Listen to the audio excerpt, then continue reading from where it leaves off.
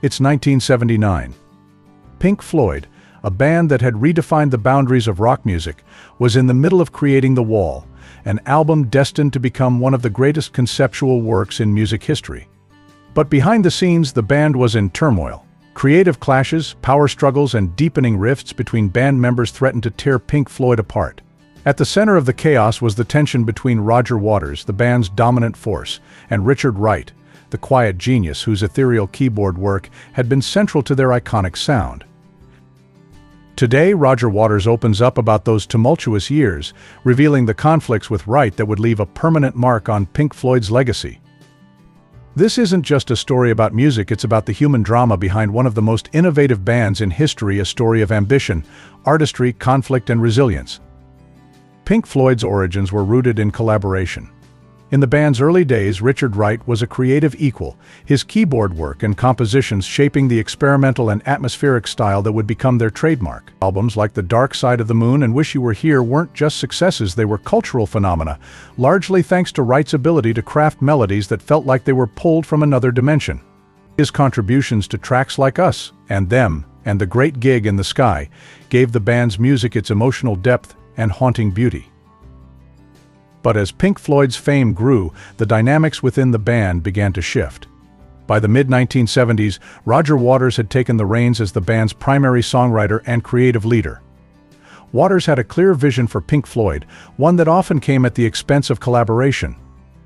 His ambition and drive pushed the band to new heights but also began to marginalize his bandmates, especially Wright. Wright's quiet, introspective nature clashed with Waters' intensity, and their creative differences soon turned into personal tensions. The cracks in their relationship became evident during the recording of Animals in 1977.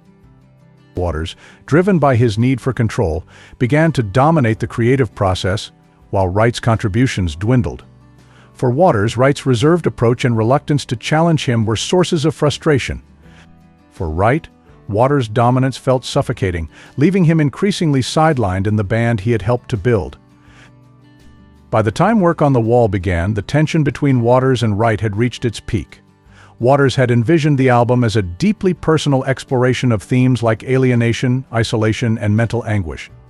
The project required meticulous effort, and Waters demanded perfection. For Wright, who was dealing with personal issues and struggling with his confidence, the demands were overwhelming. In the studio, the atmosphere was toxic. Waters accused Wright of failing to contribute meaningfully to the project, criticizing his efforts as inadequate. Wright, feeling increasingly alienated, responded with resentment. Their arguments became so heated that the rest of the band was forced to mediate. But the situation deteriorated further, and Waters issued an ultimatum: either Wright would leave the band, or The Wall would not be completed. Faced with no choice, Wright agreed to step down as a full-time member of Pink Floyd. He continued to perform on The Wall and its subsequent live shows, but his role was reduced to that of a session musician, a humiliating demotion for someone who had been integral to the band's sound.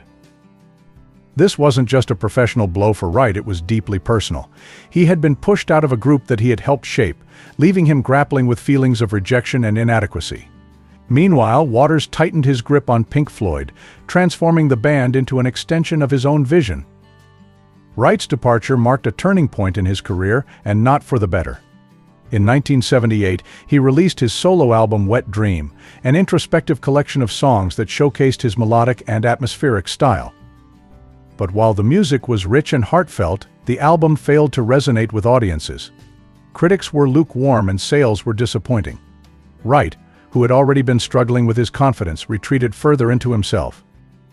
Meanwhile, Pink Floyd moved forward without him, but the absence of Wright's contributions was palpable. Their 1983 album, The Final Cut, was essentially a Roger Waters solo project, its sound dark and insular. Without Wright's atmospheric keyboards and instinct for melody, the album lacked the ethereal quality that had made Pink Floyd's earlier work so groundbreaking. Fans and critics lamented the change, but the band seemed unwilling or unable to reconcile the conflicts that had driven Wright away. Wright, on the other hand, faced personal struggles that deepened his isolation. His marriage was falling apart, and he began to grapple with substance abuse. The pressures of fame, combined with his exclusion from Pink Floyd, left him adrift. For years, Wright remained on the sidelines, watching as the band he had once been a part of continued without him. In 1985, Roger Waters left Pink Floyd after his own clashes with David Gilmour and Nick Mason. This marked a seismic shift in the band's dynamics. With Waters gone, Gilmour stepped into the role of leader and invited Wright to rejoin the band during the recording of A Momentary Lapse of Reason. For Wright, this was an opportunity to reclaim his place in Pink Floyd, but it wasn't without its challenges. At first, Wright was brought back as a session musician rather than a full member, a reflection of the lingering tensions and the practical realities of the band's reformation. Yet, as the sessions progressed, his contributions became indispensable. His keyboards added depth and texture to tracks like Sorrow and Learning to Fly, reminding fans of the unique qualities he brought to the band's sound. Wright's return wasn't just a musical reunion, it was a step toward healing. Over time, the bonds between him and his bandmates began to mend.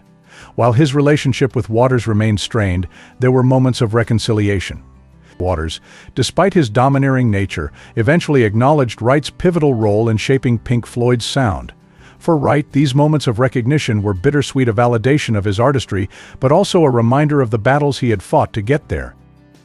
Richard Wright's legacy is a tale of quiet determination, a story that resonates not only because of the music he created but because of the battles he fought to secure his place in the world of Pink Floyd. His work on albums like The Dark Side of the Moon and Wish You Were Here stands as a monument to his artistry. These records weren't just albums, they were immersive journeys into sound, journeys that Wright guided with his ability to fuse technical precision with emotional depth. Tracks like Echoes, with its haunting organ lines, or The Great Gig in the Sky, where his piano gave flight to a soaring vocal melody, showcase a genius that was both profound and understated. But Wright's brilliance was never about grandeur, it was about the subtle moments, the quiet spaces that added dimension to Pink Floyd's music.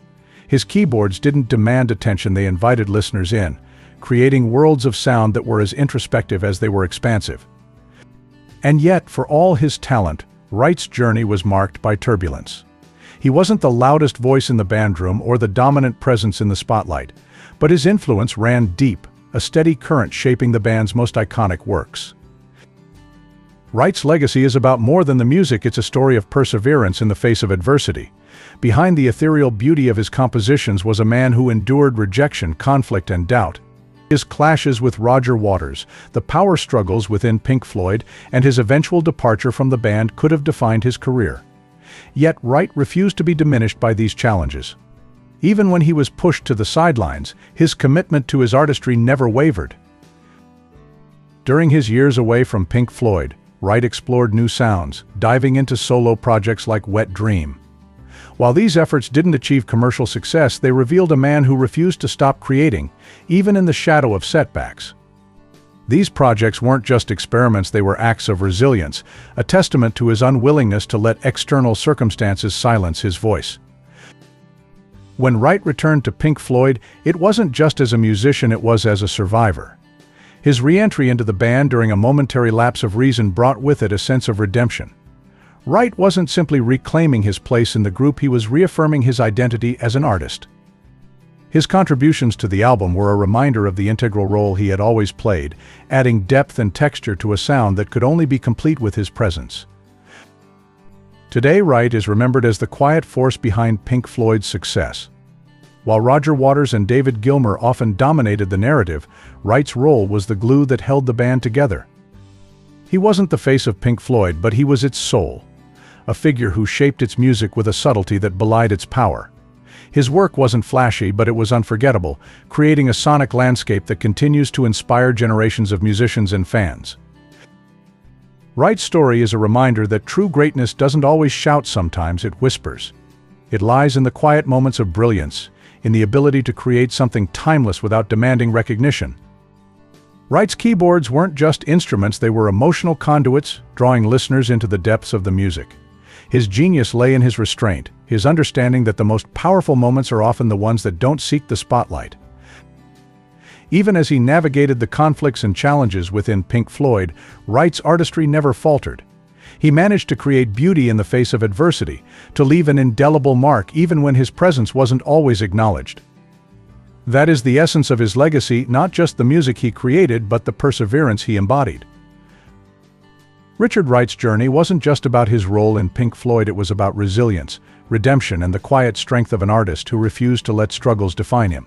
His contributions were the soul of Pink Floyd's most iconic works, but his legacy reaches beyond music. It is a story of triumph over adversity, of a man who faced rejection and emerged stronger, leaving behind a body of work that continues to resonate.